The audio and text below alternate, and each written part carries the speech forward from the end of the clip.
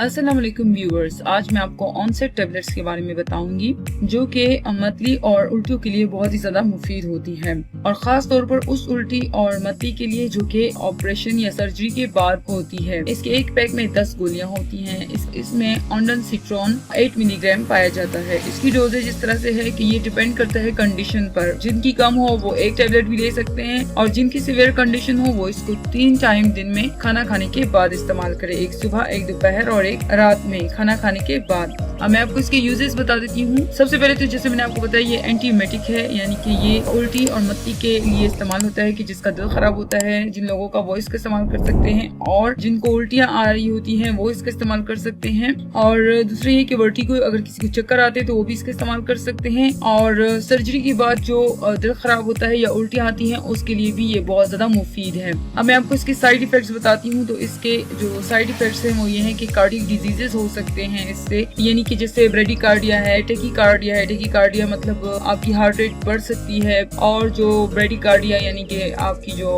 Heart beat है वो slow हो सकती है। इसी तरह एंजाइना और इस तरह के जितने भी दिल से रिलेटेड अमराज हैं वो इसकी वजह से पैदा हो सकते हैं। दूसरा ये है कि आपको इसके इस्तेमाल से जो है आपका सर चकरा सकता है, आईज जो है वो ब्लड हो सकती है, यानी कि आपको अंधेरा अंधेरा नजर आ सकता है, आप पर गनुदगी तारी हो सकती है, आपके सर में दर्द हो सकता है, बुखार आ सकता है, पेट खराब हो सकता है, कब्ज हो सकता है, सर्दी फील हो सकती है, कपकपाहट तारी हो सकती है, आप पर विजन डिस्टर्बेंस हो सकती है, यानी कि इसके इस्तेमाल से आपकी आई साइट भी इफेक्ट होती है, आपको हिचकियां लग सकती हैं। अब मैं आपको इसकी काउंटर इंडिकेशन बता दूं तो इसका ये है कि आप वो लोग इसका इस्तेमाल ना करें जिनको सेंसिटिविटी है और जिनको ऑन्डनसिट्रॉन से एलर्जी है वो इसका इस्तेमाल ना करे। वो मरीज जिनको जिगर की बीमारी है या गुर्दे की बीमारी है वो भी इसका इस्तेमाल ना करें। प्रेगनेंसी में ये इतना नुकसानदेह नहीं है, लेकिन फिर भी प्रेग्नेंट औरतें और जो लैक्टेटिंग वुमेन है, यानी कि हामला औरतें और वो औरतें जो अपने बच्चे को दूध पिलाती हैं, वो अपने डॉक्टर से रुजू करके इसका इस्तेमाल करें। वैसे ये इतना नुकसान नहीं देता,